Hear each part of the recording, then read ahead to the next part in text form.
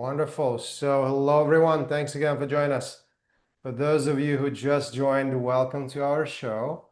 What we'll be talking about today is how our wonderful guest built real work experience and strong case studies that allowed her to start her UX career. We have invited an awesome guest who is a seasoned UX professional by now and has quite a bit of experience in the field. And she will share a lot of her insights on this important topic with you and answer questions. We'll introduce our wonderful guest in just a few minutes. For those of you joining us for the first time, my name is Michael, and I'm the founder of a company called BeginX. We help people who know UX basics and want to transition into UX. Our program is a part-time UX career accelerator with real mission-driven client projects that provides a guaranteed way to become highly marketable and land a UX role. And unlike most traditional boot camps or career programs, we allow our participants to build real experience, strong real client portfolio, crucial soft UX skills like team collaboration, client and stakeholder management, presentation, and master the UX job search and interview necessary to land a UX role, all in a collaborative and fun environment and under the guidance of industry practitioner mentors from top companies. And I don't mean this to brag or anything like that, but just want to give you a little bit of a background for credibility purposes.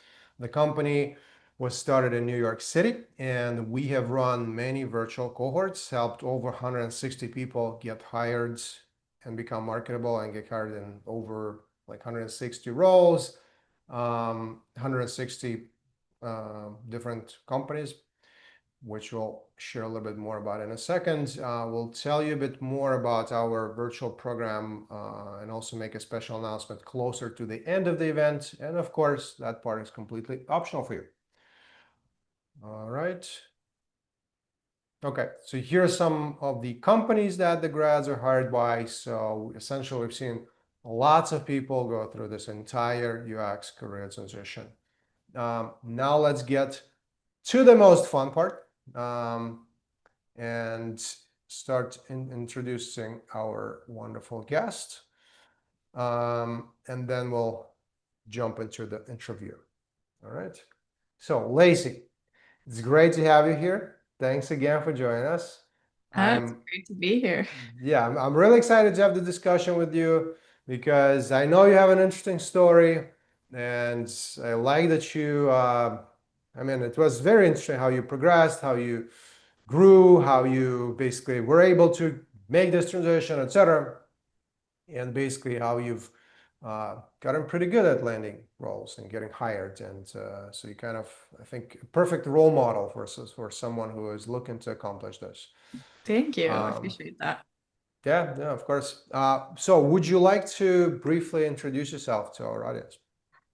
So hi everyone, I'm Lacey. I am a UX professional. I definitely lean in UX research, but I do have some experience with the design aspect of it as well. And I really love strategy and UX writing, really all parts of UX. I've previously worked for, I think it was in the name of the of this. I previously worked for Dell, but I also worked for an agency that did immersive technologies like AR and VR. And then currently I'm working for a consultancy. They're a part of Capgemini, but the main client that I focus on is, I'm not sure if anyone's heard of it, it's for Baptist Health South Florida. So that's like a whole new adventure. I started working there maybe about like 8 or 9 months ago. So that's been like a whole, every single position that I've had, I've learned something and grown in a completely different way than I did in the past position, which is really cool. But I'm really, really excited to be here and to answer any questions. All right, amazing. And I'm sure we'll have a lot of them. So all right, so thank you, Lacey. So let's jump into the discussion. And also just to quickly highlight, so for everyone in the audience, again, if you have a question, please use that Q&A tab. If you're not familiar with this interface, right, it's basically, it's not the chat, it's a special magical Q&A tab, right? And this way, you can also upvote others' questions, review others' questions, and we make sure we address the most popular ones many people are interested in, and ideally, please like be specific, be on point, like focus on the topic that we're discussing today, right? Um, so hopefully it's focused on building experience and starting a UX career.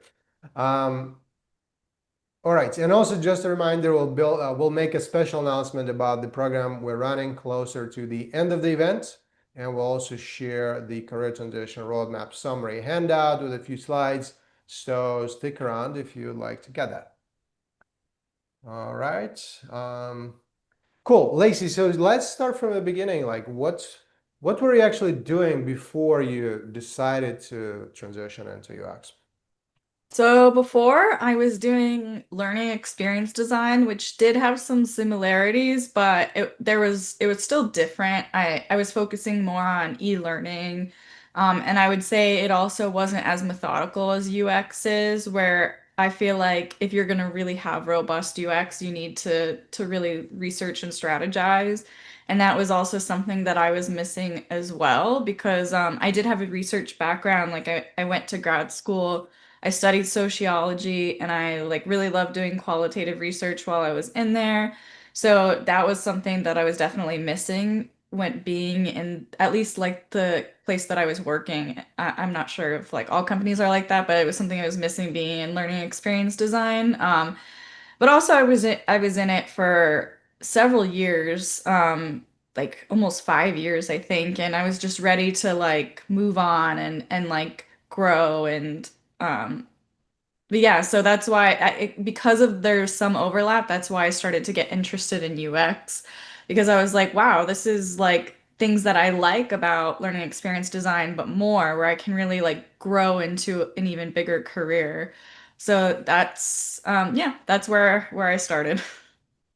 Awesome, awesome. So you kind of already started answering my next question, which was, why did you want to get into UX? Anything else you want to add to that, like in terms of like the why UX kind of attracted you? Yeah, well, like, so one is I really liked the strategy and like research that's in the UX field, like which I already mentioned. Another really big one is honestly the pay. It paid a lot better than what I was getting, and I really wanted to have be a better life, you know, where I can afford things and actually like think about like the future that I wanted and be able to like go on vacations. Like that was a big thing, but it wasn't just about the money. I mean, that was like a great perk of like a group big motivator, but it was also just I've always like been interested in technology as well, so I really, really loved how I can like really look at digital interfaces and like think about how they work, like things that just if you're not in UX or if you're not like close in a related field, you just never think about. Just it, I just really loved like almost like having the inside scoop on that type of thing and like being like a detective trying to figure out like the best way to present things and like the best features and I don't know, just everything about it intrigued me and it also wasn't a field I felt like I would get bored in because there's so many different industries that need UX, which I thought was cool. So like I can always, you know, like switch industries and then everything is like fresh and brand new, you know, like there's so many different things you can do with UX, so many different types of apps, so many different types of websites, so much you can learn, and the industry is always changing, I feel like, especially with AI. I feel like things are like changing like every week or every month. So I really like that where I felt like it would keep me engaged and interested. Hmm. Cool. It's cool. So yeah, that's very interesting.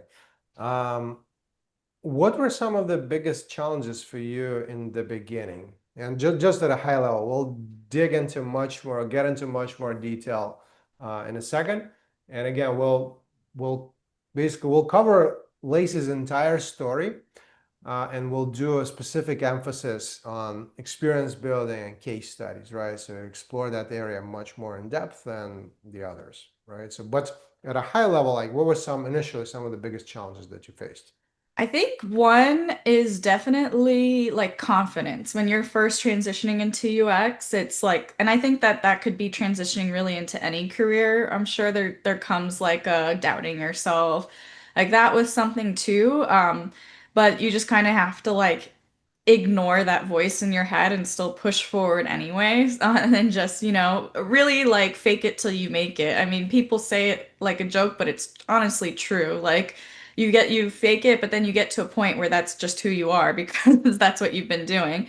So I would say like confidence. Also just like the lingo, I think, like all of like the specific words that are used in the industry, like that was a challenge to like start speaking in this lingo and like, for it to become more natural.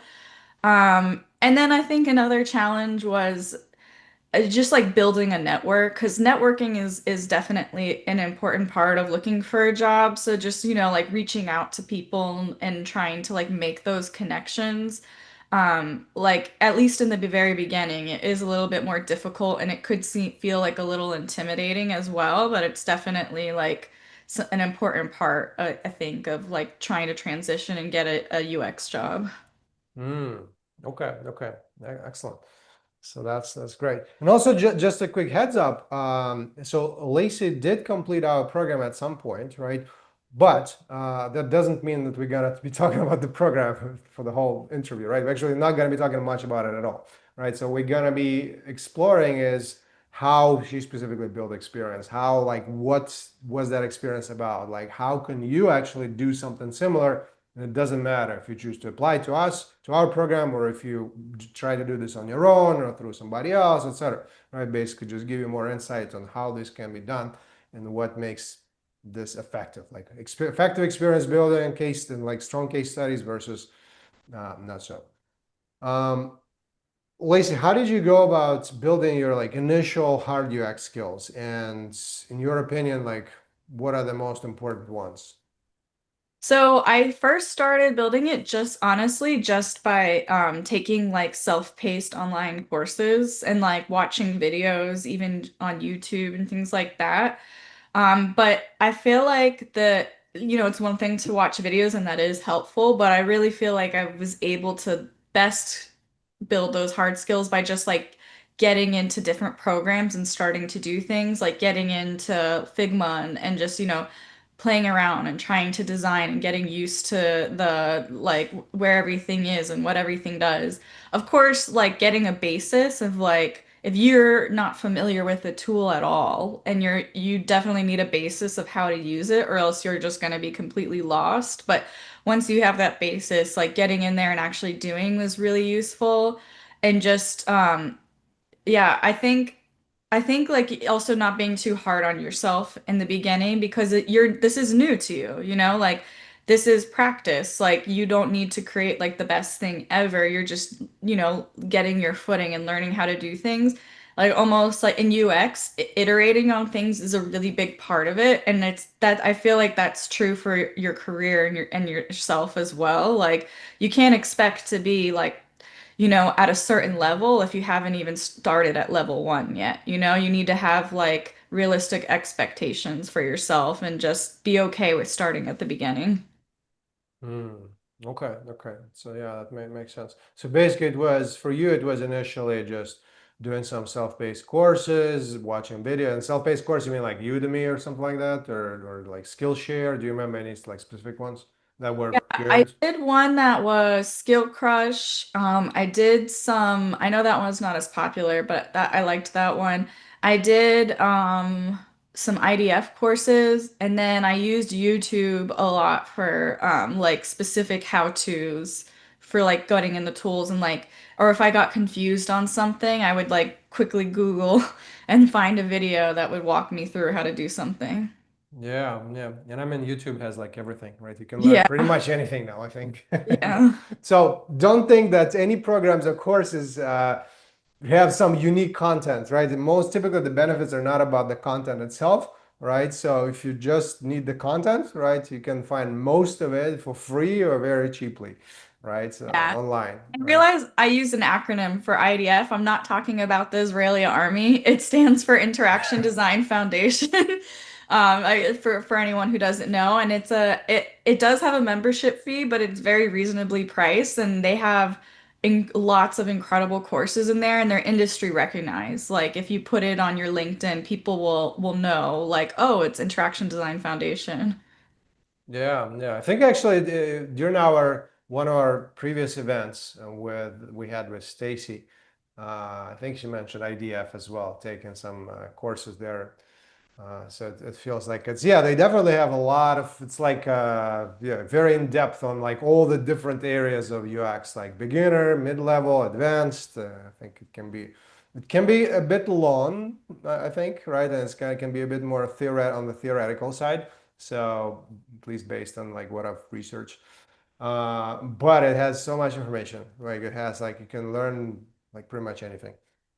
Yeah, it's great. But there's so many great ones too. Like Coursera, Udemy, as you mentioned. There's so many good ones out there. Yeah, yeah, definitely. All right. And how about soft skills? How did you go about building your soft UX skills? And in your opinion, also, what are the top soft skills that hiring managers look for in more like junior candidates, right? And how can one gain those? I think the number one soft skill, not even just in UX, in probably almost any professional career, is communication. That one is so key because you could do the best work and be the best, like create the best designs and everything that you output is the best. But if you're not able to like, communicate what you've done or why you've done it, all of it can really fall apart. So I feel like that's really important. And that just comes with practice, like again, like you're not necessarily going to be perfect, but just like practicing like if you're in your current role even if communication, which I'm sure it probably is for most if not all of you, like in your current role, like practicing like clear, concise, straightforward communication and also like storytelling, like if you're doing a presentation, like try and explain it in a really engaging way that's tailored to your audience. So practice is one thing for communication. And then also like if you just like reaching out, like networking is a really great way to practice as well. Like reaching out to people, asking them if they want to have a chat over coffee or something like that. That's a great way to get used to like communicating and like especially like in the industry and using the lingo. So I'd say that would be like the number one best soft skill. Like another really great soft skill is like being able to facilitate, like run a workshop or teach something to a group of people. That again is also practice, and it's not, like not everyone is, it's not their thing, and not all UX roles require you to facilitate, but it is a great bonus to have if you are great at facilitating. Especially a lot of UX roles will require you to do workshops. And doing workshops is really how you align with stakeholders and like come up with like the next steps forward. Depending on the type of workshop, but that's often like in my experience why we would end up doing workshops. That's like such a good skill to be able to help align stakeholders and get everyone on the same page. That could be one of the most difficult things. So that's like a really important soft skill. And then also just like thinking about the bigger picture, I feel is an important soft skill. Like almost like not getting too into the weeds and thinking about it from like, okay, what's the business perspective? Like, what do they want? And then trying to keep that in mind, like, and not just getting too granular. Of course, like, there are the times where you do need to get granular, but just in general, like, when you're talking with leadership or if you're in an interview or something like that, just trying to come at things from their perspective and understand what the business wants. I mean, of course, you need to understand what the users want in UX as well, but not only focusing solely on that and having more of like a bigger picture thinking and strategy for like long-term value for the business and for the users. Yeah, yeah, it makes a lot of sense. And also just to highlight, it seems like soft skills is probably actually the harder part, right? So it's In some ways, yeah. It like also depends on the person too, how difficult or how naturally it comes to you. yeah, because it's mostly built. You can first learn and read and watch something, etc., right? But it's built by practice mostly. Well, probably similar to hard skills, right? But Right. as I think we had Jared Spool on the show at some point, and he was saying that soft skills are hard. You know? Yeah, they are. That's so And funny. it's Soft skills are yeah, hard. and it's And yeah, hard and it's skills aren't soft, though. It doesn't go both ways. Yeah, yeah. And then in terms of, yeah, just coming back to all these courses on YouTube, etc., I see some questions in the in Q&A as well, right? So it's, yeah, it's definitely like what we mentioned, those platforms. It's a great way to get things. It's typically, it's not going to be enough by itself usually, right? As you probably know, like based on my earlier Right, talk, right. right? It's basic, but it's a great way to just get started, kind of, get practicing, learning something, etc., right? The biggest challenge for most people with self-paced and just like free or cheap courses or resources is just like getting through it and figuring out what to actually do, like, and in what order, right? And it's like, because there's all the information that you need. The problem is structuring it in the right way so that you don't spend the next 30 years trying to become a UX designer, right? So you can Yeah. do a little faster, I would say right? that self-paced is good for getting like the basic foundations, but it's not gonna like get you to like where you need to be at least for me, everybody's different, but for me it wasn't going to get me to where I needed to be hired on its own. It was still very useful, but on its own it wouldn't have done the trick. Yeah, yeah. All right. Lacey, so next question is, and I'm gonna ask you a couple more questions and then take a couple of questions from Q&A as well, and then kind of keep going and switching to make it more interactive here. So this question, I know it's like by now, to be honest, like not sure if it makes sense, but I still want to ask it. Do you have any tips on breaking into UX without any professional or work experience? So my tips are to try and get professional work experience. And so I'm gonna give some tips on how to do that without already being hired by a company and getting it. Um, I think volunteer work is really useful, even if you're just helping someone with a passion project. And so maybe that wouldn't be technically professional work experience, but it would be experience, and that's valuable. So, like going on social media and finding like UX groups where with other professionals and saying like, hey, either you could have a passion project that you're willing like, hey, I want to do this. Does anyone want to collaborate with me on it? Or seeing if anyone else has like a passion project or something that they're working on. A lot of like very experienced UX designers, I mean, I say a lot, that's a generalization, but I know a fair amount that are working on passion projects on the side, like they have their full-time job and then they're like, and then I'm also working on this passion project that's gonna, I don't know, help promote wellness in teens, or that's just an example or something that really this really means a lot to me. So like helping with those types of things, also seeing if you can volunteer for like an actual company, even if it's a nonprofit, and just even though you're not getting paid, you can get really valuable experience and a good case study. So I feel like that's another way. There's internships, but I feel like you need some sort of experience. Something, even if it's not like a real product that's being made, like if you decide like, oh, hey, I'm on Walmart's website and I notice a lot of areas for improvement, you can just create your own kind of case study of what you propose they could improve and why and what it could do for them.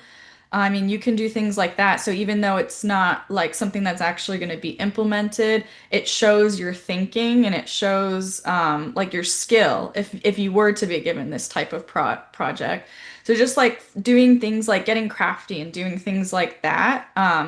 While maybe not professional work experience for all of them, it's still experience that could be applied to a professional setting. So I would definitely recommend all of those things.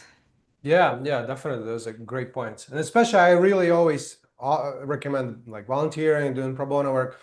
Um, and after, again, helping like definitely over 160 people get jobs and become marketable, and speaking and talking to like hundreds of people probably about this over the years.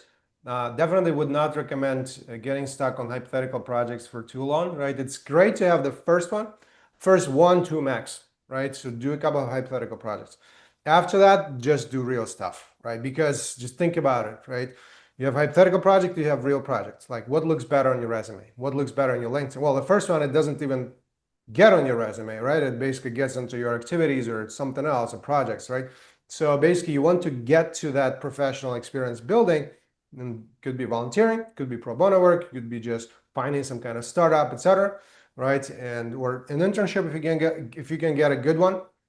The challenge with internships is often there are not too many good ones. They're often limited just to students. Not always, right? You can still find them if you're not a student, but it's a little bit more challenging.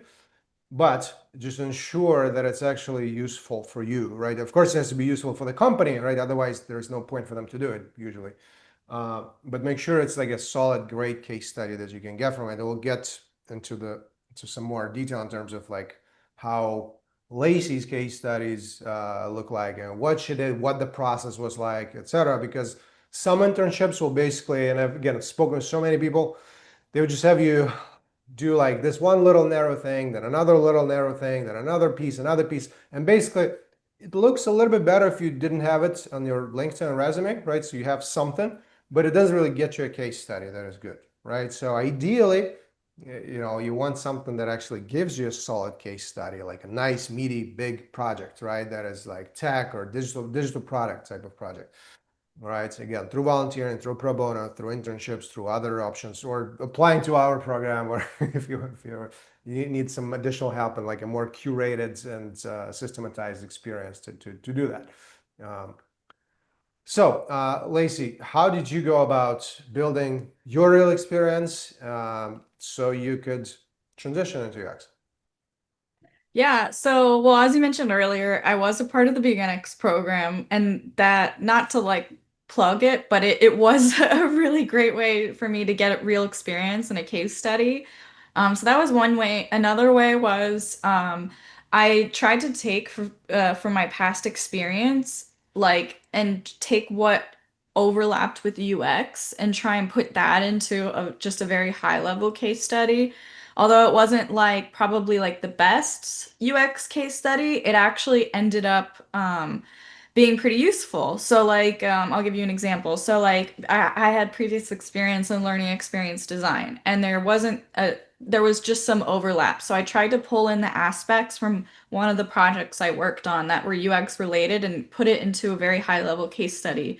And even though it might not have been the most robust because it wasn't like a direct UX project, it still ended up being really useful in conjunction with my actual UX project that I worked on because it showed that I had experience in education. And so that automatically, anyone who wanted someone and like ed tech companies, or someone who, like for example at Dell, they wanted someone who had experience with e-learning, like that, like show that really helped make me shine in a lot of ways because I'm pulling out not only the UX parts of what I did, but then it's also showing my expertise in that field as well. And then having that with like an actual like more dedicated UX case study was they worked really well together. So that was one way where you can do it. And then also just as I've mentioned, like if you're in a field and you feel like, okay, well, there's not a lot of overlap with UX, I don't know if I can necessarily pull anything in, then that's where I would say once again, like doing the volunteer work or trying to find like a project that you can put together just to show your thinking around it. Um, but yeah, for me, I started off with just those two, the Beginx case study and then the case study from like that I pulled in for my past job. Okay. So that's great. So let's explore it in a little bit more detail in terms of, and I think, I think you also did the partner project part of BeginX afterward, right? Yeah, I did. It was a little different than I think the typical partner project, but yeah, I Mm-hmm. did. And I did pull in a case study from that. And I do have also have that one, but I didn't start with that one. Mm-hmm. Mm-hmm. Like I was already interviewing for jobs when I just had the two, and then I eventually added in that third one later. Okay, awesome.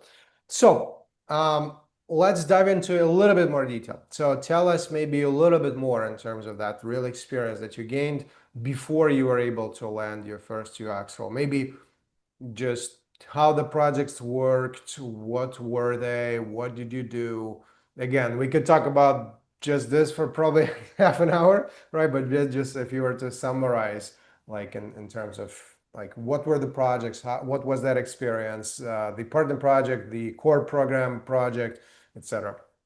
Yeah, so the experience like so within the Beginnings program and also the partner project, I think one of like the biggest things about it is that you start with a team. I mean, not just start, like you're with a team from beginning to end, but you're not starting it off on your alone, which is a little different from like the self-paced where it's very solitary. So that was pretty useful because I was able to get like real experience, and I was able to show like future potential employers like, hey, I've done a lot of collaboration, which actually I should have mentioned this in the soft skills that are important. Collaboration is actually really, really, really important as well. Like just as important as communication. They go hand in hand. And because when you're in the UX field, you'll be doing a lot of that, not just with like other UX professionals, but with people from like developers, product managers, et cetera, et cetera. So that was like a key thing that really helped, like speaking about that specifically, that I guess like helped me gain that type of experience. And then working with a real client like helped me understand and practice more like the type of lingo that I needed to do. But also, I think the probably the one of the biggest things of how it helped make a good robust case study is like it was like structured, and it wasn't just like shooting in the dark. Like there was structure, like there was a client, there was a problem to solve, or if not a problem, there was a goal to try and achieve, and then figure out the problem to solve that could help achieve that goal. It just depended on like what, in my case, like we discovered the problem through research. But there, the client did come in with like an actual goal. So it gives you like a North Star. So that really helped like keep things like very focused, and then also like bringing that into like the case study of like, okay, this is the client came to us and this is what they wanted, because is what will happen in the real world anywhere. Like the business will come, sometimes they think they already know what the problem is, but it might not really be the problem, but they'll have something on their mind and say like, hey, we need to do this, or I want to do that, or etc. And then being like, okay, now that we have this, now we need to figure out the best way to like inform what the solution should be. So having that like structure, and then also being able to work with the client as well, because the client helped provide people to interview, like real users.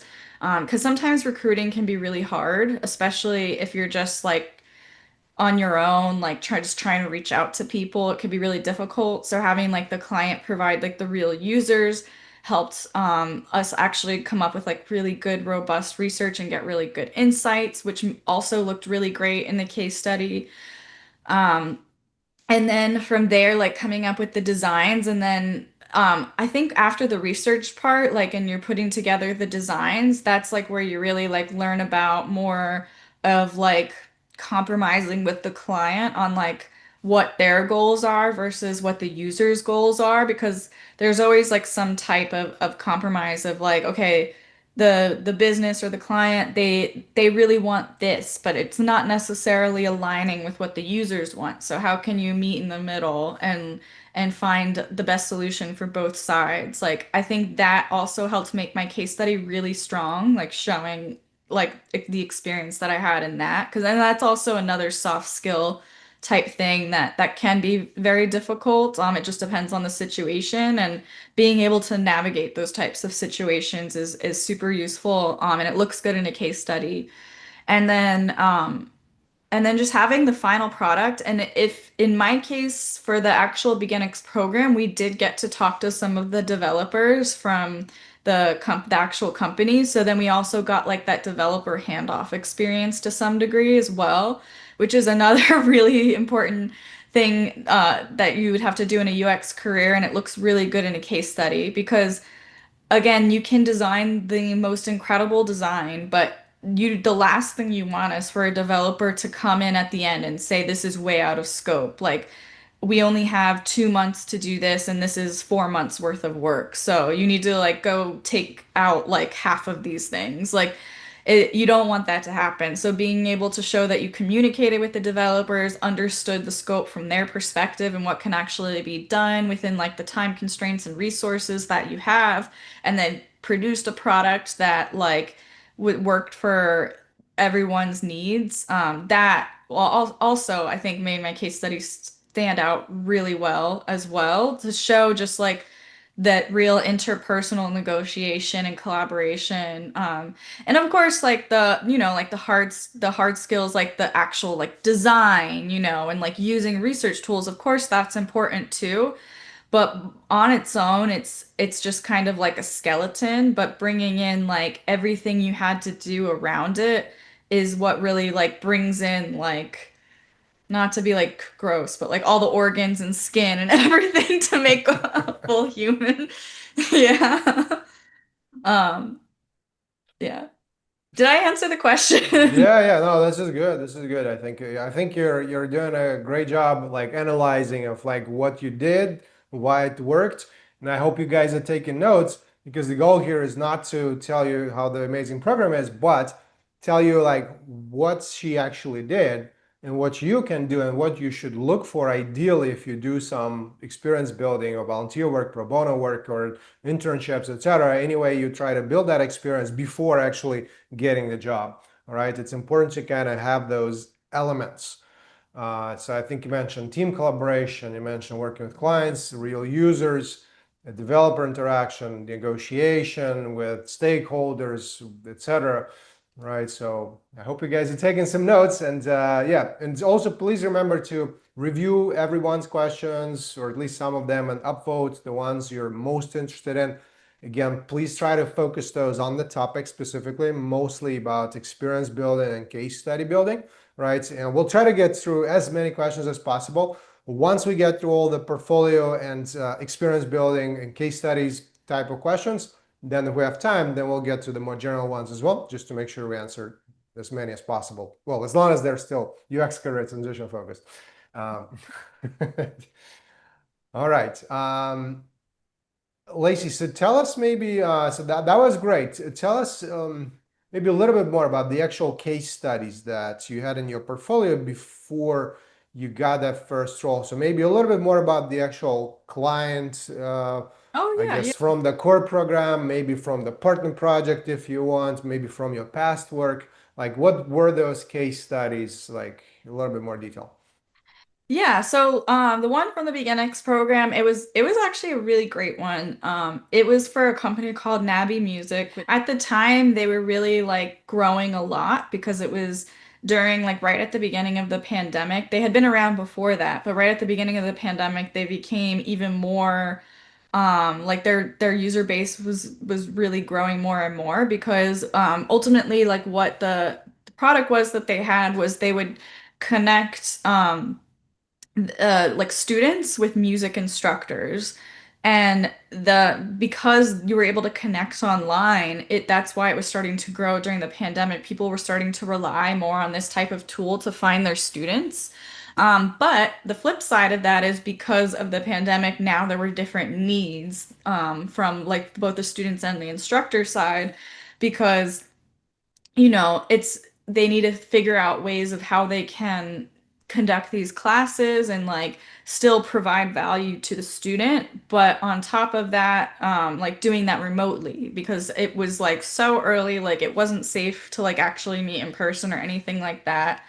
And I'm saying this, but I am getting a little bit ahead of like some of the stuff that I'm saying right now is things that I had figured out through my research. So like my main focus was with the actual instructors. They were my primary users. I mean, of course, the students were important, but they weren't the primary users for that particular project. So a lot of this I learned from just talking to the actual real life instructors that worked for that company, and it was like great to, they were real users. It was great to hear from all of them what they needed. And ultimately, we found out that the biggest need that they had was communication. So, like, beyond being matched with a student, there really weren't many robust ways to communicate, like, within the actual tool itself. I call it a tool, but it was really more like a website, but the client wanted it to become a tool. They wanted it to be something that the instructors are can go and use beyond just, okay, I found a student. Now I'm not gonna like go on to this website anymore. You know, like I already have my student base now. I don't need to go. The client really wanted it to be beyond that, where they have a reason to actually come back and like keep using the tool. And we found that communication was huge, like having a better way to communicate with students, like having like a more dedicated like way to chat with them, to give them feedback on what they've done. All of that would is what the instructors truly really needed in order to like continue coming back. Because instead they were using other platforms, like they were using like email or text or things like that to communicate with them. They weren't going back to the platform and seeing it as a way to leverage that. So that was ultimately like the problem that we found, and then of course we made some recommendations on the best way. Like we recommended like a rubric that teachers can go off of to get feedback. We recommended a chat. We recommended a calendar for scheduling so that way, and then also not only just scheduling, but if you need to cancel to reschedule, it was something that you could do within the tool. You didn't have to like text them or email them in a different app. You were able to actually like go into the tool and stay there and continue to use it in that way. So yeah, that was for that project. That was ultimately.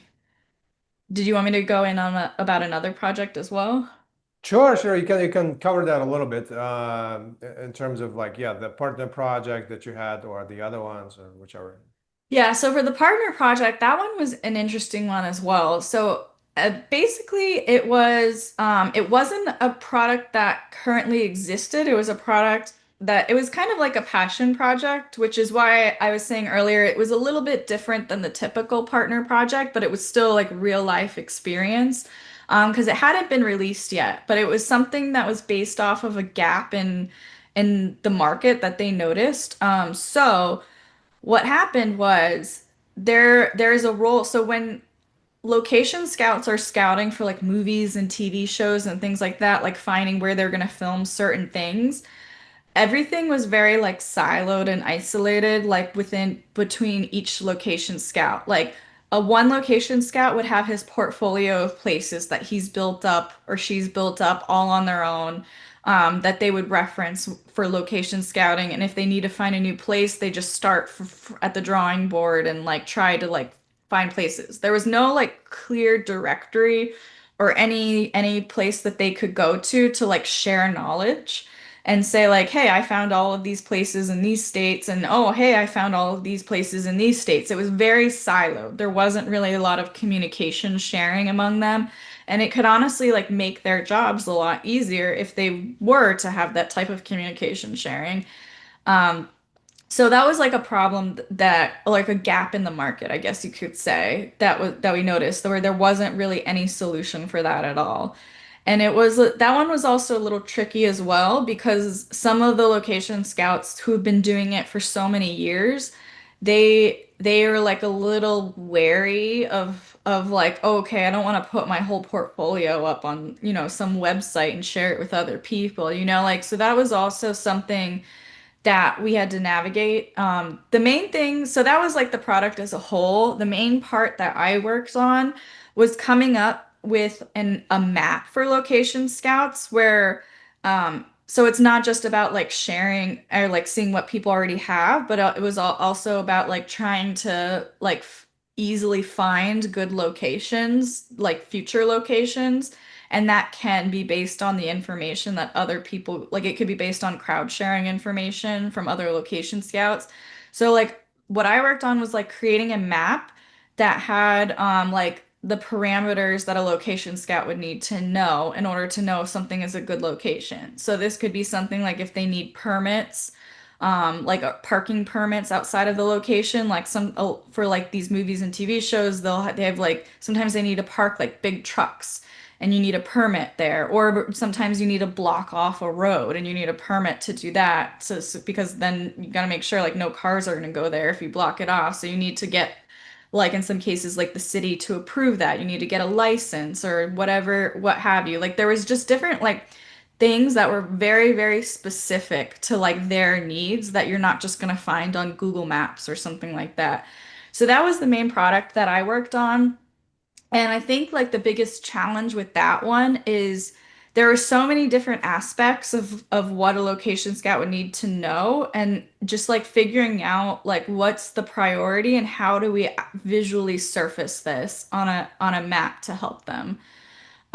So that was what that was really cool. Like we had actually had a dedicated location scout who had been in the industry for I don't know, like 20 years. I can't remember exactly, but for many, many years.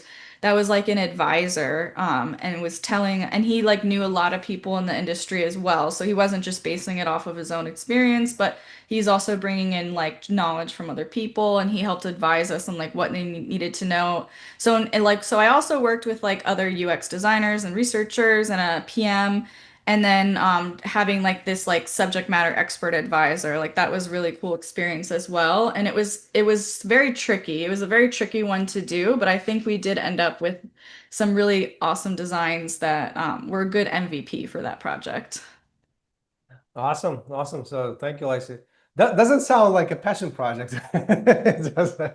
Well, I guess passion project's not the right word for it. I was just it just wasn't like live It yet. was Is new. more It what was I new. meant. It Yeah, yeah, was like it was still like brewing. But yeah, yeah, yeah. passion project probably wasn't the right word. Yeah, I would say like it's okay if the product is brand new, right? If you're designing or building something from scratch. And technically, right, it depends, like if it's a passion project that you have no plan of implementing, right, of Right. actually making it real, that stays a passion project.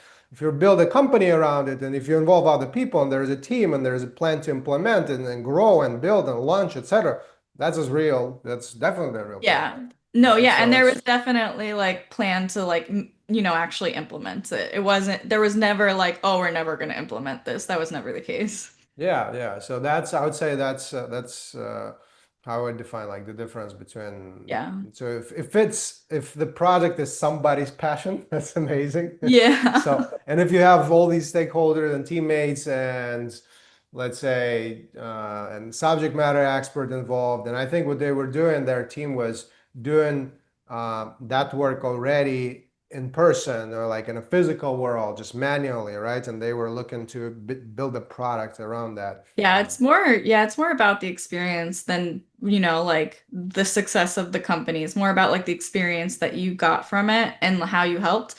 And I also say like one tip while I'm thinking of it before I forget, with startups, a lot of people might not have heard of it.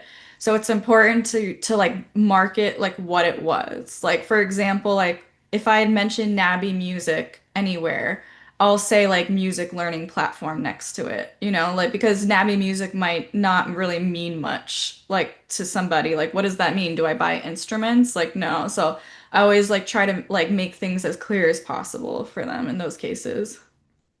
Yeah, yeah.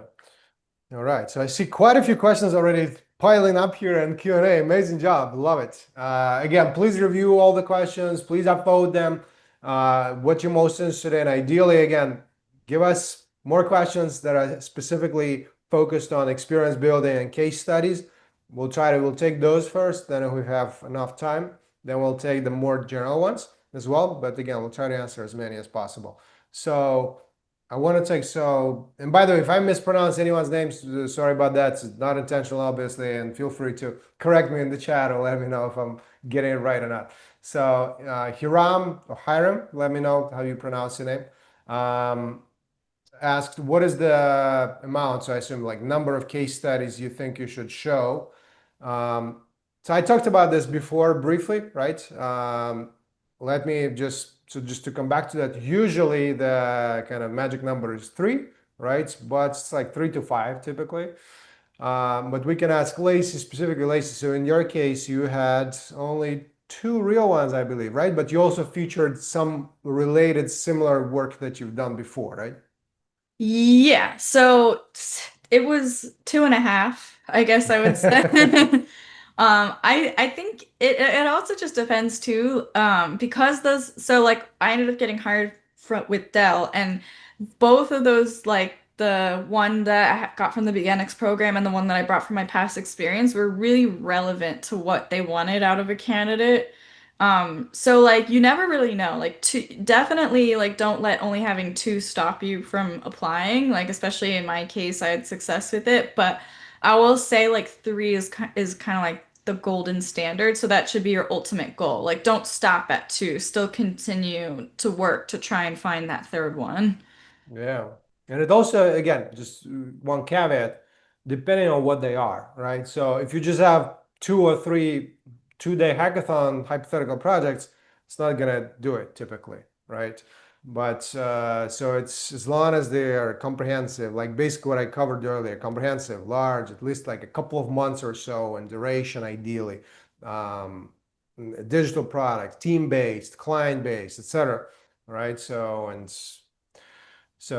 that's important, right? So I want to take another quick question from Manicam, who is asking, how can I build a strong portfolio? Most UI UX projects I have worked on, I signed an NDA. So at the end of the day, I don't have anything to show.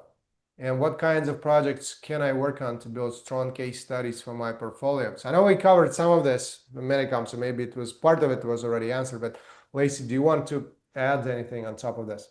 Yeah, NDA is pretty tough. I had the same thing, I'll tell you, for when I said I brought in like aspects from my previous role as a learning experience designer and I put it into my mini case study, I guess I'll call it. That I had the same exact issue where it was proprietary information, so I couldn't show a lot of things. So what I did was I was just very transparent within the case study, like saying that, like I had an NDA, so unfortunately I can't show these designs, but still explaining my process and the strategy that went into it. So, like, basically putting in all the information I could put in without giving away any proprietary information. Like, I didn't mention like any company names. So I didn't say who the companies were for, and then I didn't put any information that gave away who it was for. And I was still able to tell like a decent story about everything that I did without like having in specific proprietary information. So that's one thing. Also, in the future, I did run into this again. You can try to get permission to have the case study under a password protection. A lot of designers do that. I definitely, it's like something that you could discuss with your manager, or maybe you can check like whatever NDA it was that you signed to see if there's like any type of like allowance or like loophole or something that would allow that, because it technically wouldn't be displayed publicly if it's password protected. So that's another option that you could have. And then another thing that I know some designers have done is they'll have a PDF version of it that they can only share like live in meetings. So it's not something they can distribute. But like if they're in an interview or something along those lines, they can share it live and actually like talk about it in that way. But not they can't like distribute it or post it somewhere publicly. So that's another option of what you could do for that specifically. Yeah, yeah. And in terms of building additional ones, basically you could follow what we covered earlier, right? And basically you could also, if you do want to have, if let's say maybe that does not work, right? And there's no way you can show anything, and like in some cases, by the way, sanitizing can also work, right? Basically just removing all the company information and just still writing the case study. But I would definitely confirm with the employer because you want to be careful with that. So the last thing you want to do is to come off as someone who ignores employer's requirements, right? Because your next employer, if they learn that something like this was the case, they will not have the best impression of you, right? And that's so it's not going to be the best first impression. Um, to build additional ones, again, you can do volunteering, you can do pro bono work, and again, I would what I would do is just find tech startups, digital products, small businesses with digital products. Ideally, again, not information display on marketing sites, even though those are still better than just purely hypothetical. But ideally, something that has two-way user interaction, some way there that has an actual something that has an actual experience, right? You can also approach accelerators and incubators as well and offer them your services too, right? So that can be a great way. to actually get some projects, right? The only challenge is that you just need to persuade the founders or the execs or the accelerator, people who run the accelerator, et cetera, to actually, so you need to sell them on you volunteering, because here's the thing, right? Sometimes it can be difficult even to find volunteer work, right? Even to find pro bono work. Why? Not because like they don't want help, all right? But when you join some company like that, right? That means that, well, first it's a risk for them, right? Because they don't know you, they haven't worked with you, they don't know, maybe don't know anyone who knows you, etc. Right? So it's a risk, right? It may turn out well, it may turn out. It may turn out, that you do amazing work, or it may turn out that you do not meet their expectations at all, and they just wasted a lot of time. And by you, I'm not talking about you specifically, but it's like a candidate, right? So basically it's a risk, right? And what they're concerned about is spending time, right? And also training, working with somebody, right? And if it doesn't work out, they still, even though they don't pay money, they still may invest a ton of their time, which may not get anywhere, right? So that's why it's kind of risky in a way, right? So that's why it's important to be able to sell it to them, to maybe network your way in by being introduced by someone who knows them or something like that. You can also leverage all these various nonprofit organizations or companies, platforms, etc., that allow you, that try to connect you to nonprofits or startups or just some volunteer opportunities, etc. It can be a hit or miss, to be honest. Like it can be good. The only challenge is that, and again, I've spoken with so many candidates about this who did. I'm not going to name specific companies, organizations, but some of them, they try to do good work and they try to do great job for the actual companies, that organizations that you would help. The problem is they're not always designed with UX person in mind and the goal of getting them a job. So which means that your project could end up being very, very long, and maybe you don't want to volunteer for a year and a half, right? You actually want to get hired into a paying job, right? Or maybe you only cover a specific phase, right? And you don't have a nice comprehensive case study. Or maybe there is no mentor, right? And nobody kind of knows what they're doing really, right? And it just drags on and you move in the wrong directions. And again, it could be a great case study, right? But again, you don't want it to drag on for like a year probably, right? So you want to do, if you want to save time, do it more efficiently, you could, it's important to basically follow the criteria that I mentioned. And of course, the other option, you could apply to our program, right? That way you basically get plugged into a system that has all of this designed and guaranteed for you, right? So it's, if you want to save time, right? That can basically just make it happen much faster, all right? But there are obviously different ways of doing it.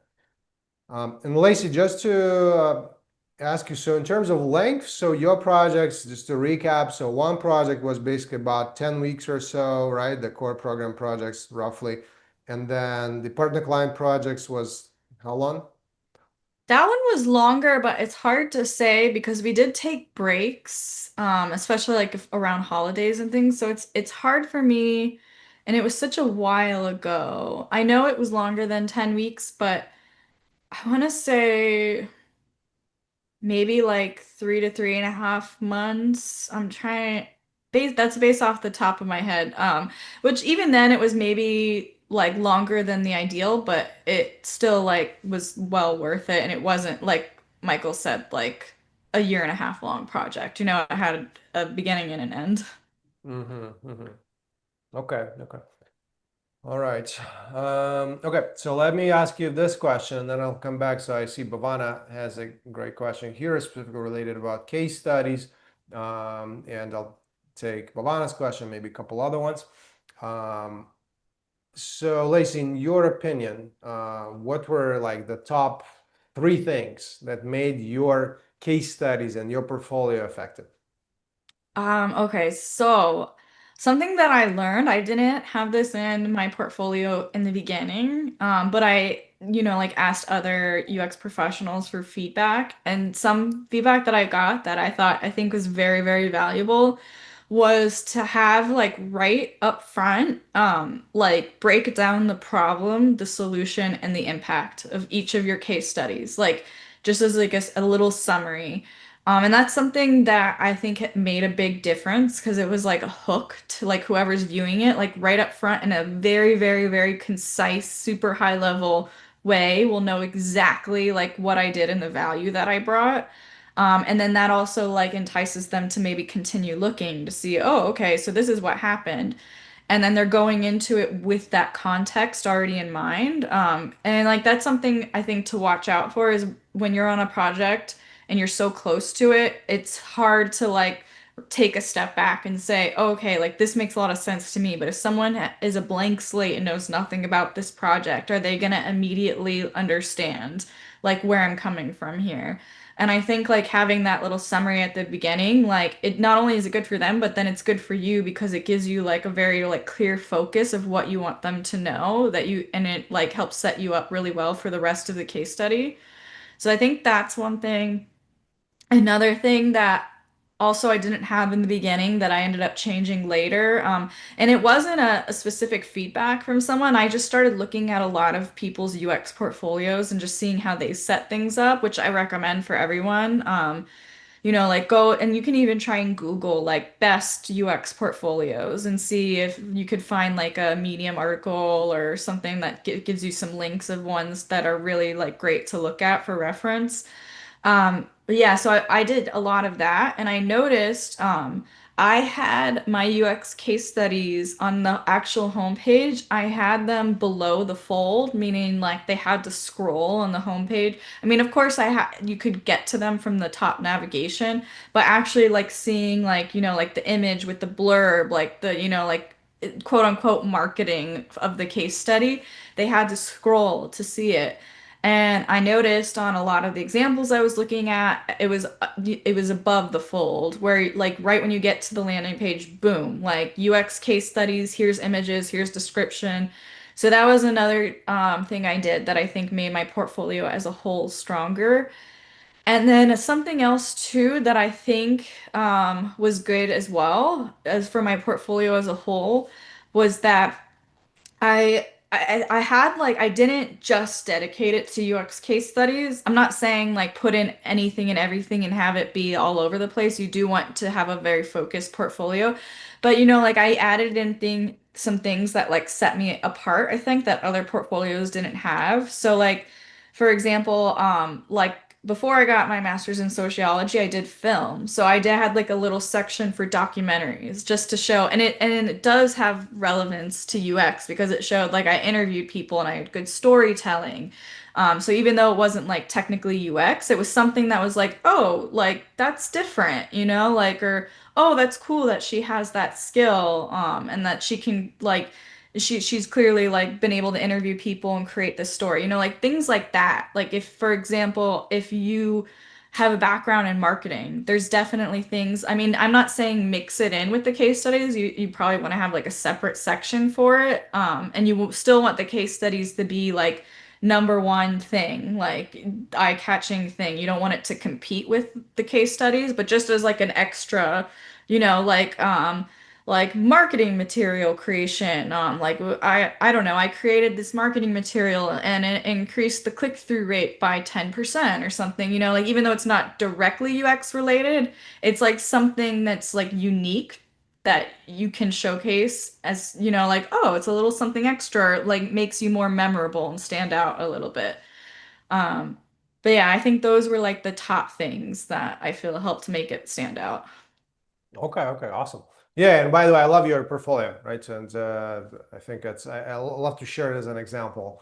Oh, thank you. Yeah, because we even did an event, I think. I remember a long time ago, we did this like portfolio review Oh yeah, it was thing. different back then. I made updates since then. Yeah, yeah. If anyone is interested, I think we should have that recording on our site on the virtual. Maybe Mika can share the link. If you can find it, I think it's portfolio review panel with hiring managers. So that's what we did, and I think Lacey, yours was one of those, I believe. But it's definitely a great portfolio site. I think like one of my favorites. Oh, Um, thank you. I appreciate it. I yeah, hope you like the new redesign because I did the homepage different, but yeah. yeah. Yeah, yeah.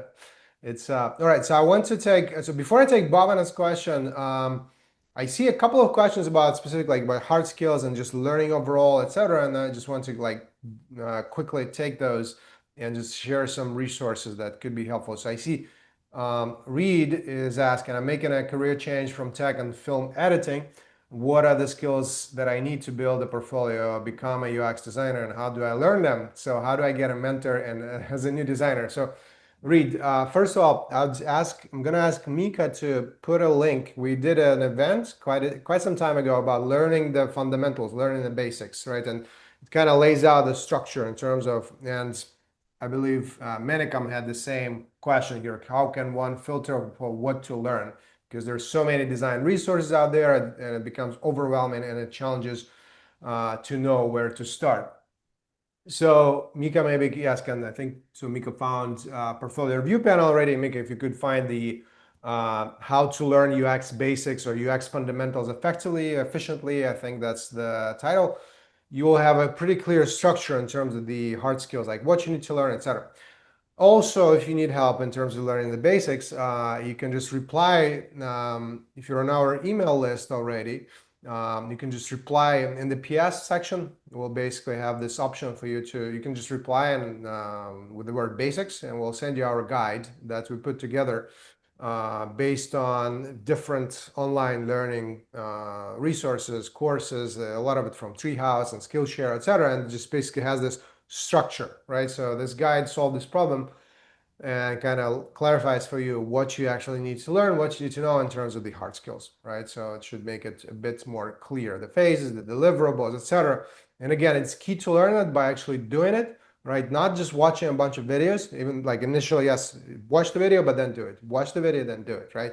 So don't just watch for 3 years and don't do anything, right? Because it's very easy to fall down this rabbit hole, of content consumption, right? Which you'll probably remember something, but you'll not be actually have any skills, right? So it's um, so yeah, I hope that is helpful. Um, and I think Reed, the other part of your question was how do I get a mentor? Um, and what are the skills? Okay. In terms of getting a mentor, it's you could there are many options, right? You could use something like ADP list, right, to find someone. The challenge there is that it's great to find like a typically based on what I've heard one-off mentorship, but then you might have to wait for quite some time to connect with the same person, right? So it's obviously going to be hard to find something for free where someone just wants to connect every single week and provide a structure and guidance and help, etc. Right? Because most people don't do that. But there are other resources. Blaise, you want to suggest anything else you have in mind? Yeah, well, like if you're at your current job, if there's a UX department, I would definitely try connecting with some of those people from those departments and like build relationships there and then see if anyone's willing to mentor you. Like that like for me some of my best mentors were people that I worked with that I like was able to like reach out to and build those relationships with so that's one way also like reaching out to like your network like so you might not directly know someone who you think would be a good mentor but reaching out to like people saying hey do you know someone who might be a good mentor like can you connect me with them because people I've noticed are a lot more likely to want to like talk to you and help you if you have like someone who can connect the two of you that they know that can say like hey I know this person and they're trying to break into UX would you mind talking to them I've had like the most success of like having like a friend of a friend and have them like help even though I don't know them personally like they helped connect me so that's another option as well. Yeah, yeah. And also to add to the basics part, to the hard skills, to just fundamentals, if you're just looking to do it self at your own pace as well, obviously Google UX certificate is pretty good too for that, right? On Coursera, right? If you're good at kind of like learning on your own, right? That's definitely a great starting point. And I think the first 5 courses will kind of run you through the whole process. And then I think the the remaining courses, they basically iterate and kind of you do it the same thing with a couple of additional projects. I might not remember all the details, but that's based on what I've seen there. Uh, just keep in mind, by itself, it's typically not going to be enough. It's a great starting point, and you can save a ton of money and learn the basics, etc. By itself, usually it's not enough, right? So you still need real stuff. You still need real case studies, etc. Especially in this current market, even though it's like even before the pandemic, right, when it was just like more steady growth, you still wanted to have real experience, right? You still want to have real client case studies because this allows you to just not waste time for 2 years applying and hoping, but instead making yourself marketable for 6 months and then applying and being better and more effective and like more marketable candidate than somebody else with just hypothetical stuff. Then there was this hiring craze at the beginning of the pandemic, right? And that's when basically companies were just hiring left and right. And then after that, there were all the layoffs, right? Basically, the correction that came in. Right now, we're still dealing with that correction. So the market is still tough, but it's getting better, right? It's basically, I would say 2023 was probably the worst based on our research. 24 was also bad, but a little bit better. And 25 it was already looking better than both of those. So it looks like there's and longer term. We did a whole like event with Jared Spool. We actually did two, and he has. So maybe Mika, you could drop a link to that as well. He did a great talk about the whole like state of the job market, where things are heading, etc. For the first, it was a long event. It was like a 2 hour event, I think, almost. So he was kind enough to stay for so long. And the first about roughly 40 minutes or so was his talk, where he did a great job talking through the whole like job market trends, etc. The key point and outcome here is after we get through this slump, the overall, based on research and predictions, the overall projection is going to just basically come back to this steady good growth, right? So still faster than most other industries and most other professions, right? So it's and right now it's slowly getting better, slowly getting to that direction. Yeah, one thing that a recruiter said to me that I liked, and this was actually back in I think 2024, like back when it wasn't even as good as it was now, is that they said so right now the market is slow busy. And I was like, what? And they were like, and what I mean by that is that there's still constantly new positions opening up. Like there's still like growth. You know, like there's some like industries or positions where it's like the positions aren't even opening up, or it'd be like one a week or something like that. Whereas like in the UX industry, like they were still getting, you know, like new positions for UX opening up like basically daily, you know, or at least every other day. It wasn't as many as it was in the beginning of the pandemic, whereas like maybe like 10 would open up in a day. Maybe now it's like three or four, but it still is there's still demand for it. There's just it's just with all of like as Michael said, when the bubble popped and there were all those layoffs, like it's become a more difficult time, but it's not going anywhere, you know? Like there's still people still need UX professionals at almost every industry could use one. Yeah, yeah. Oh, somebody, I don't remember. I saw a question about AI, of course. Oh, I see. Reed also asked a question about AI and future of UX. I'm not gonna go into all of this right now, right? Because we actually did an event focused on that, like how to transition to UX in the age of AI recently.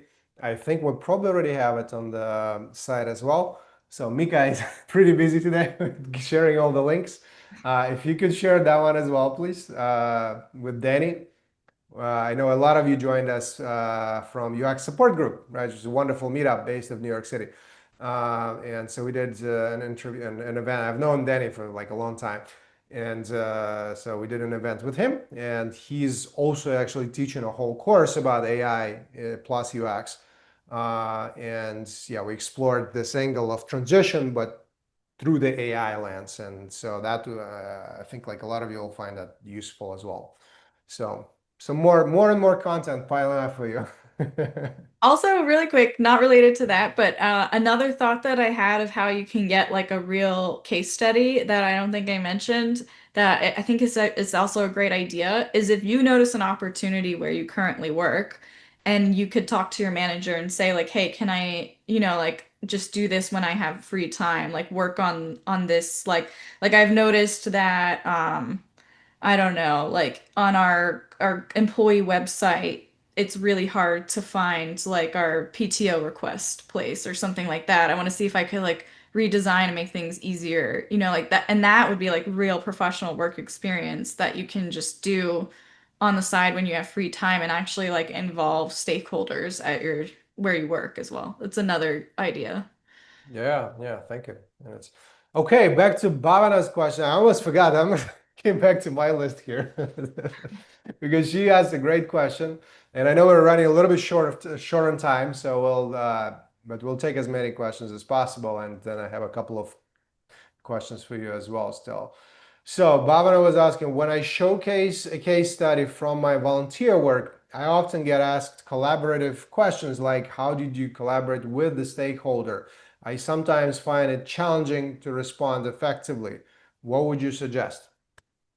So I don't know like the specific situation, like if you did have a lot of collaboration or not, but I would definitely suggest like taking the time to like really think about and write out your answer. Like think about like your experience and like where you did collaborate and just pull as much of that as possible and actually like write it out, write it down, and then put it into ChatGPT and say like refine this to sound attractive to a hiring UX manager, and then see like what it comes out with. Like I so again like I don't know exactly like what it was that you did and like where any if any collaboration came in. But I would imagine if it's a volunteer project, you had to have at least a point of contact, and you can frame that in a way of collaboration, like of having to talk to somebody to get like feedback or approval or something like that. And yeah, AI is just amazing. So I think that's also like the way you describe your story and like answer these interviews questions do come with practice, and like actually writing it down and speaking it aloud on your own, or like getting like a friend or family member to like listen to you as you practice and get feedback from them is like really helpful for you to like be able to like more naturally like answer these types of questions and come up with like a good response that hiring managers will want to hear. Yeah, yeah, I mean, it's as long as you actually have, because usually, right, if you volunteer, you probably have some stakeholders, right? So you have the company, you have the client, you have people, etc., right? So just make sure when you volunteer that you actually have all of that, right? That you kind of follow these guidelines and tips that we shared earlier to ensure that the case study is effective, right? Because I've heard someone tell me, okay, I did volunteer work, but somehow the project was actually not a real organization, right? So it was a company that helps you do some work, but the project was hypothetical, which honestly kind of, I mean, it's again great for skill building and practicing, right? But not that great for your portfolio, right? So you want to ensure that you have those stakeholders, you have that team, you have the client, right? So you have all those pieces, right? And which make a case study effective, right? And in that case, you'll be able to talk about it, right? So based on the tips that Lacey shared, right? All right, then I see another question from Dante here. So Dante, I think this kind of goes into that same group of questions about learning UX overall. So I think we covered that. So in terms of what kind of subject to learn as a UX designer, what kind of books to read, and we'll ask Lacey here about books in a second. Um, but yeah, please refer to that link about how to learn, the link that Mika shared in the chat, how to learn UX fundamentals quickly and efficiently and without breaking the bank. So that's the whole title. And that will give you a good structure overall. Feel free to also reply to one of our emails.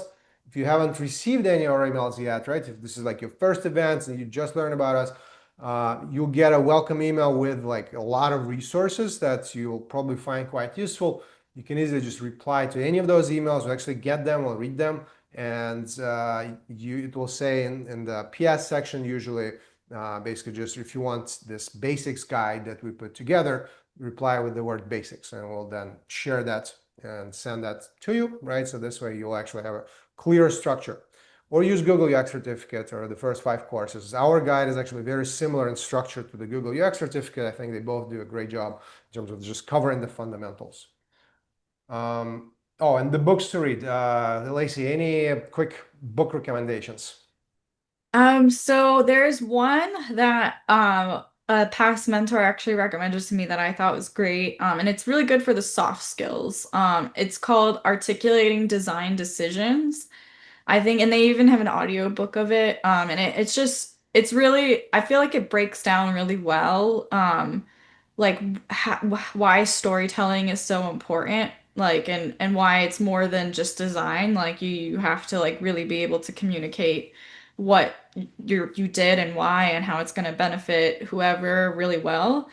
And then of course there's one that is like very, very popular. So some of you may have heard of it called Design of Everyday Things. And that's just a really good, it's just a great book. It just gets you in the right mindset, I think, of like how to approach UX and think about things like beyond just like digital products, like thinking of, because you can, like, the thing that I like about it is it talks about literally everyday things, and you can take that type of thinking and apply it to UX, which is great. And then I also just, I'm like an article reader, especially now. I feel like things are changing so fast, especially with AI and things like that, that I'm always trying to like stay up to date with articles that are being posted. Like, especially, I think a great resource is Nielsen Norman Group, and they're like the elders of UX design, if you haven't heard of them. They're like a great authority, and they're like when they write something, you know you can trust it. So I tend to like gravitate a lot to like Nielsen Norman articles and things like that. And then also like just Interaction Design Foundation is just a great place to go to learn. I believe they have articles. I had the membership, so don't quote me on it, but I believe they have just some articles, but the membership is so worth it as well to just go and learn as well. Awesome, awesome. Also, and by the way, lots of great resources you mentioned. You're like a library of knowledge. All right. And I see a lot of questions. By the way, Hiram, great job on asking questions. I feel like half of the questions that were asked by Hiram here. That's Uh, good. It's good for UX research. I love Yeah, that. yeah, great, nice job. And I think I agree with your note about why passion projects can work, right? So that's you mentioned a few great points, right? That basically said that if you actually built and shipped stuff, and it's because a lot of people stop before that, right, and just stop at mockups, right? And then hiring managers, you're writing that the hiring managers and the clients want to see that you can go from idea to execution to measurable outcome. Whether you did that work for a bank, a startup, or your own idea matters less than how you frame the story, right? So great points, agree. Yeah. The only thing I would improve or add to that, right? The only challenge, if you're doing that completely by yourself, right? So basically, in that case, you don't have a client, so you don't have any limitations, you don't have any constraints, you don't have any stakeholders, and if you don't have a team, so that's the only disadvantage, right? So if you're like doing your passion project, or if you are an entrepreneur, maybe you're starting your own company, for example, right? So working just with yourself, right, is obviously pretty different than working with a client who can say, oh, I don't like that design, or oh no, we have these constraints, or oh, we need to do something different. And that's an experience that you need to build as well as collaborating with a team, right? So if you're doing something like a passion project, etc., so try to get a team, try to get a mentor, try to get um, again, ideally some kind of stakeholder, etc. So yeah, but overall, yeah, great point. All right, Lacey, I know we're running a bit short on time. I also wanted to ask you a few additional things, then I'll take a few more questions from our Q&A as well. Um, Tell us quickly, like, what you think were the biggest mistakes you made in your case studies or in your portfolio? Top three. Well, one, I mentioned this earlier, is I didn't have like that like high level summary at the beginning that I did go back and end up adding, and I think it made a big difference. Another is just trying to put everything in there and not having it be like focused. So, and then also I think it is a little is normal for some people to like have a very lengthy, long case study where you want to have in every little detail. And that's okay if that's where you start, but iterate on it, you know, like condense it down. I definitely did that with mine. I like went and iterated on my case studies multiple times and tried to like make it more concise. I try to make it more scannable, like bolding words, adding images. And then I think another thing is not having like some feedback that I got one time on a case on one of my case studies that I thought was good feedback was I'm not seeing enough of artifacts. And like what I mean by artifacts are things like personas, like journey maps, like just showing like the actual assets that you did to go through the process. And it's not necessarily meaning that you need to have like this like an image of an Excel document with a competitor analysis. It's more like getting show like if someone were to scroll through really fast and not read anything, but they looked at the images, like they would understand like, okay, that's a competitor analysis. Like they wouldn't have to read it to know that that's what you did. Or like even if you just put like the company names or like the logos or something like that, like have it be scannable that way. Or like as they scroll through, like, oh, okay, so they did an affinity map, like just having it like speak the images speak for themselves. Like of course you do still also want descriptions and captions and things like that, but you can't guarantee that everyone's going to read it. So just having images, and sometimes that means going back and redesigning some of your artifacts as well. Like I did that with an affinity map. I went back and I had like a really complex affinity map in there, and I was like, you know what? Like this isn't really showing a lot of value. And I actually went back and made a neater, nicer version of the affinity map where I just focused on the key three categories that actually informed the decision. Because ultimately, the other ones, like, yes, it was a part of the process, but they didn't like end up informing the decision for that particular case study. So just like keeping it very focused and straightforward and clear and not having a lot of like noise around, I think it is one of the big things as well. Awesome. Yeah, that was great. Thank you, Lacey. Yeah. Um, all right. So let me just ask you one last question about the real versus hypothetical stuff, right? So we just kind of finish that up, and then we'll take some more questions from Q&A as well. Um, so in your opinion, right? I know I talked about this for quite a while, right? And you touched on this as well. Um, why do you think it's like from your perspective, why do you think it's actually important for you to have these like real client case studies, right? And on top of, in addition to what we already mentioned, I know we already talked about it a lot, so I don't want to like rehash the same thing. But why do you think it's important to have real client case studies in your portfolio, not just hypothetical projects? And how can you actually tell those projects apart?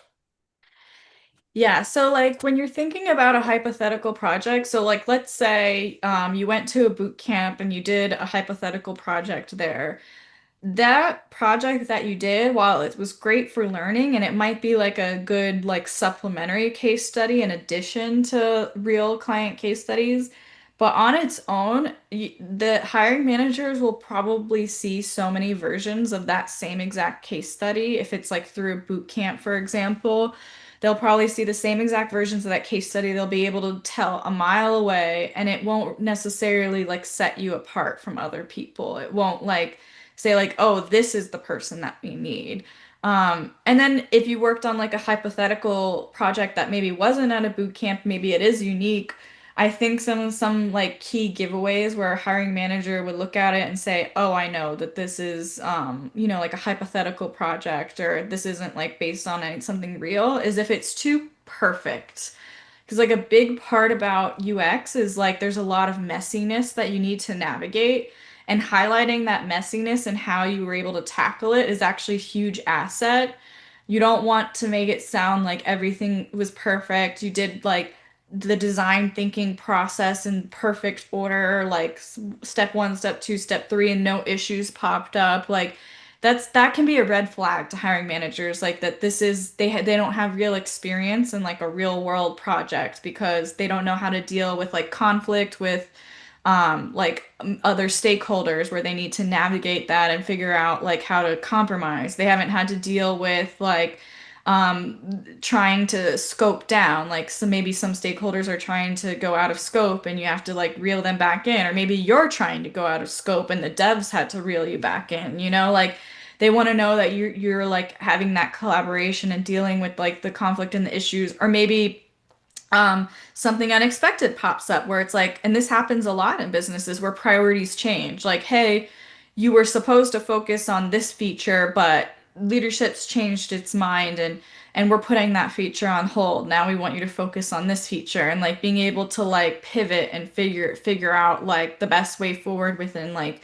the constraints that you have for time and things like that. Like hypothetical case studies, you don't really get that messiness in that way as you do when it's a real case study.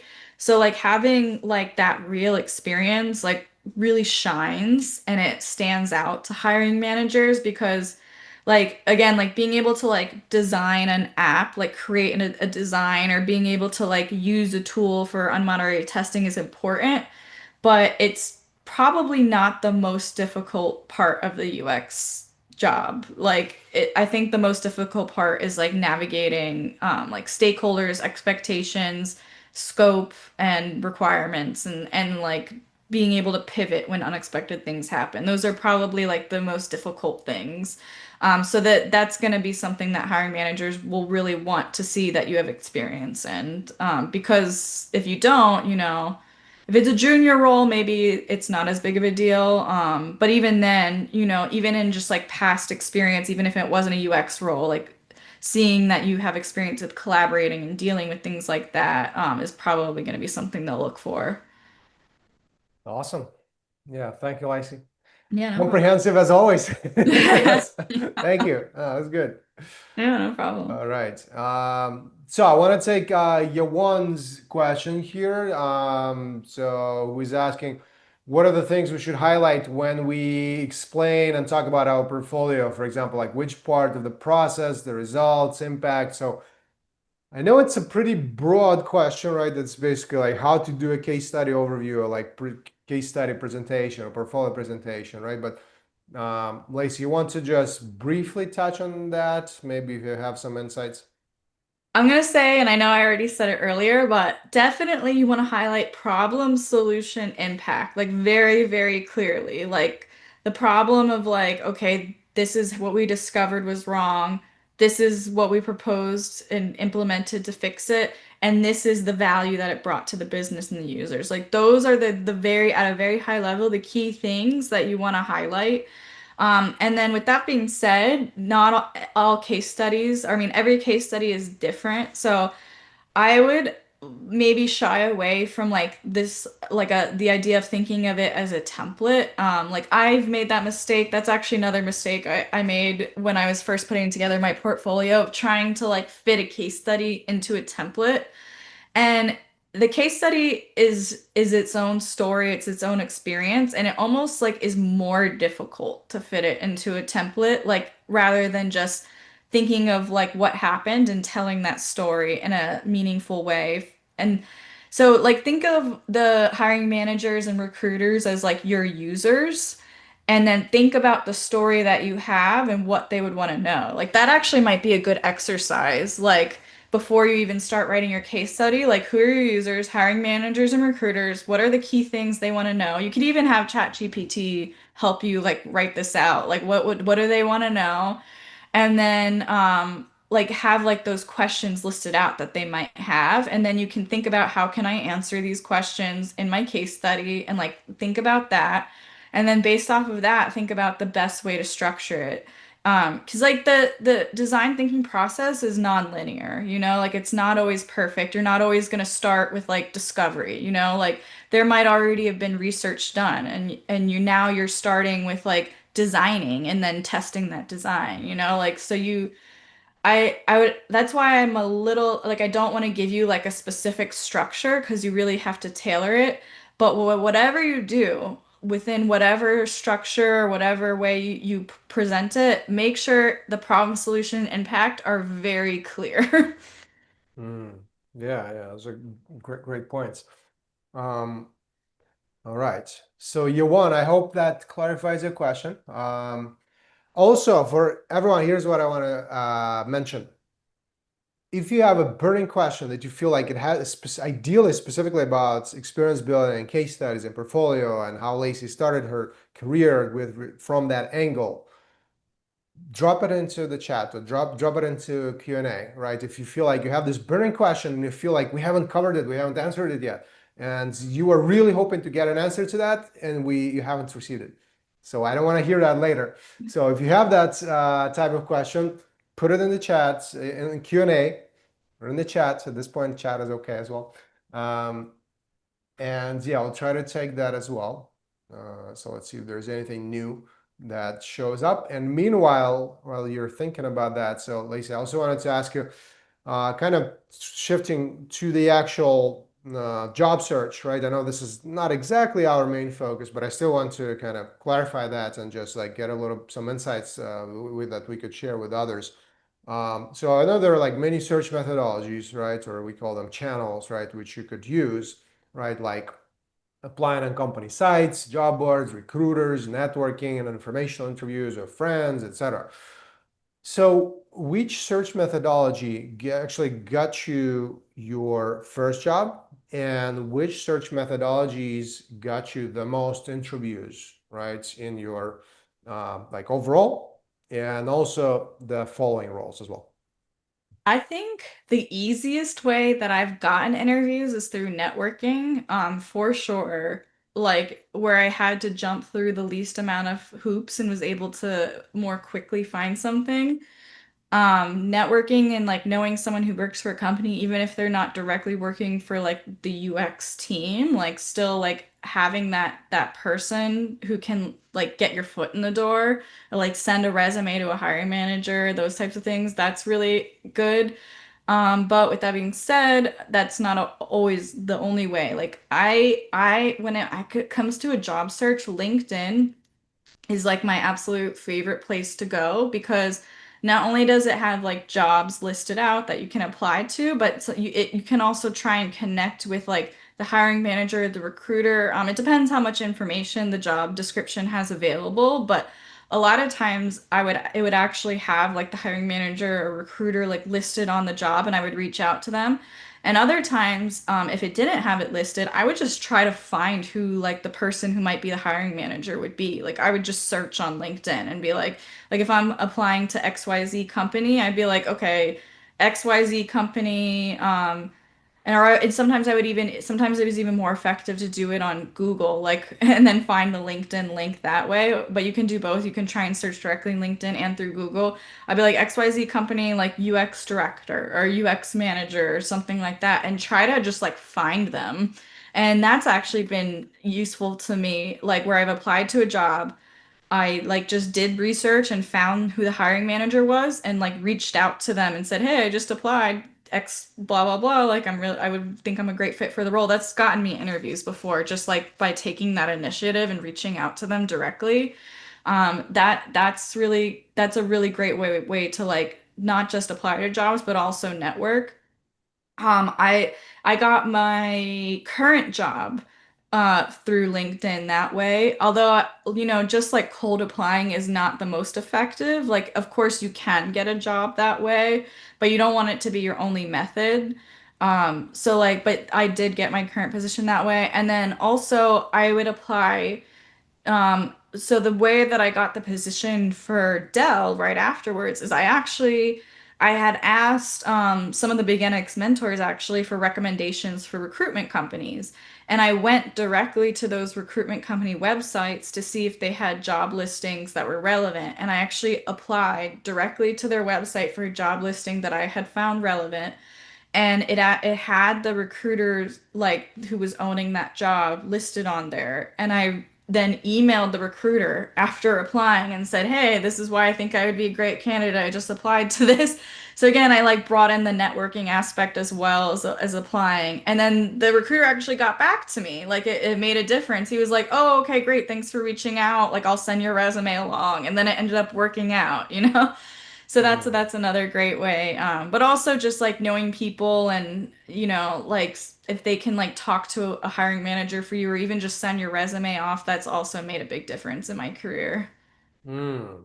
Yeah, that's great. This is that was smart with asking mentors and recruiting agencies, and then applying and following up with them, combining all the channels. I was running out of jobs that were listed on like LinkedIn and Indeed. I'm like, where else can I look? Yeah, that's good. That's good. All right. So I have one last question for you before I ask you that, because I know we're running quite short on time, and we also want to, as promised, tell you a little bit about the program and make a special announcement about the session that we'd like to offer you as well. Um, so one last question here. So I know Hiram also asked, what is the max? And by the way, I don't see any burning additional questions, right? So I guess we're doing good, covering, being pretty comprehensive, right? So. But last chance for any burning questions that you feel like are really on the topic, on point, and haven't been answered yet. But so what Hiram was asking, what is the max number of case studies to show, and how much of this can be AI helped? Well, that's a different question. So let's quickly start with the maximum number of case studies. Maximum, I've seen uh, all varying. Like minimum, I would say try for three. Maximum, if you're going to have a lot, I think you need to categorize them. That's something that I've seen where like you can categorize them by industry. So like let's say you have seven really great case studies, which is probably too many.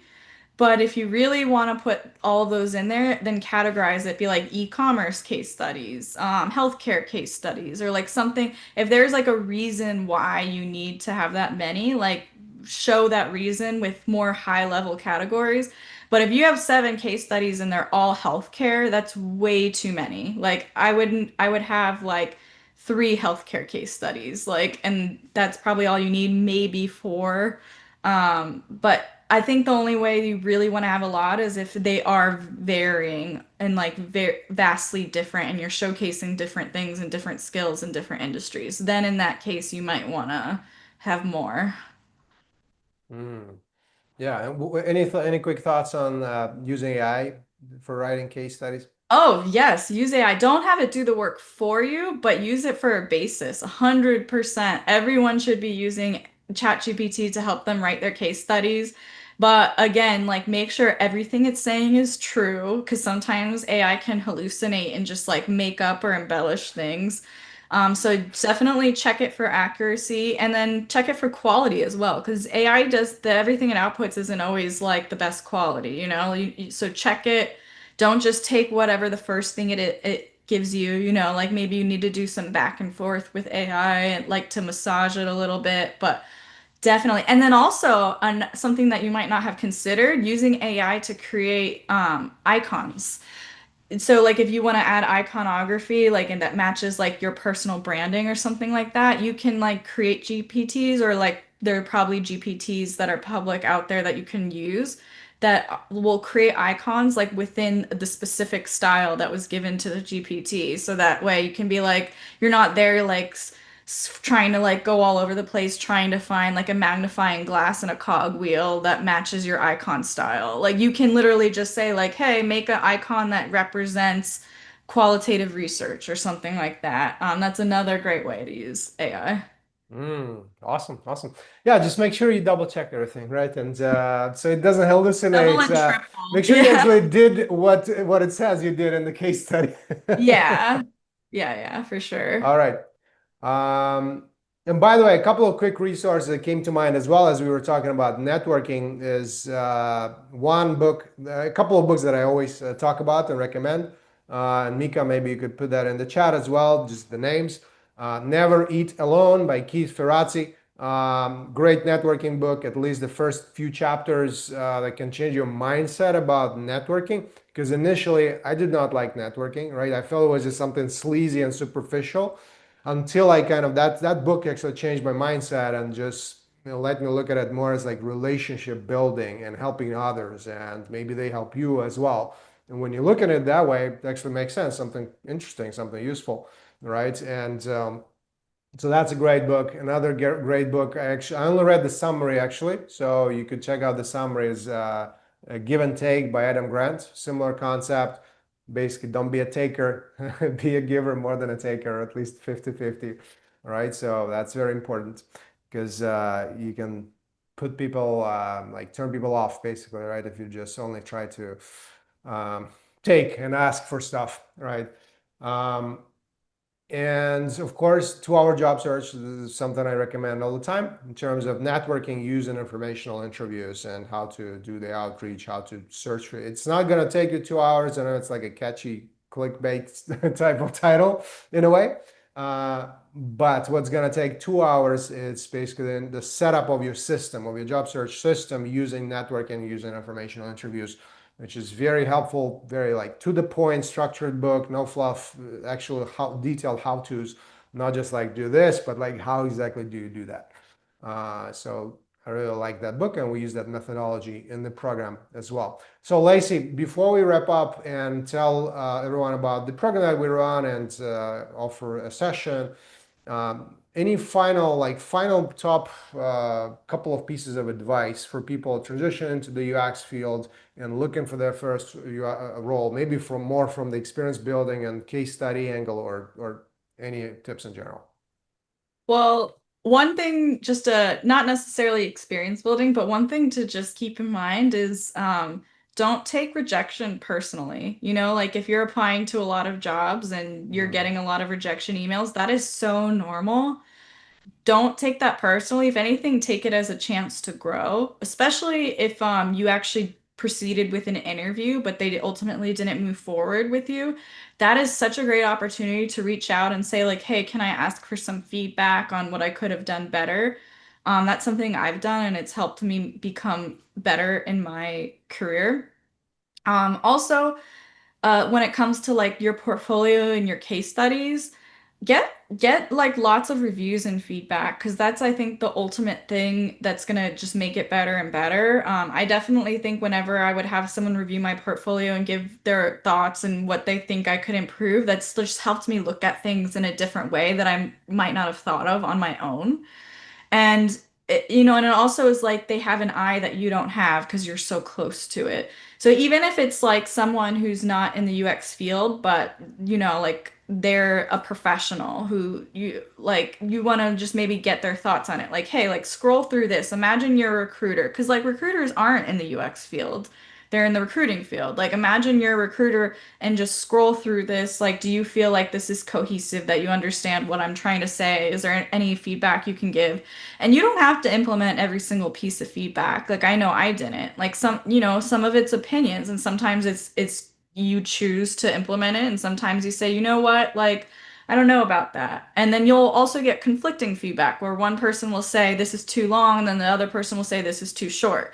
So try not to get frustrated with that either. Just try and take everything with a grain of salt. Think about what they're saying and then you can ultimately decide like, okay, based off of this feedback, what should I actually update, and you take it in and you choose the best things to update based off of what's best for you. So just because someone says something doesn't mean you need to do it, but just because it's not something that you consider doesn't mean don't do it either. So you just have to, it's like a gray area. You just have to, but yeah, feedback is really just going to keep making your portfolio better. Awesome, awesome. Yeah, such a great point, especially about rejection. I feel like I definitely resonated with that. I think what helped me also is somewhere I saw like basically looking at rejection because it's part of the process, right? If you look at job search and interview and as marketing and selling, it's just the name of the game and it's rejection, right? You're going to be rejected vast majority of the time.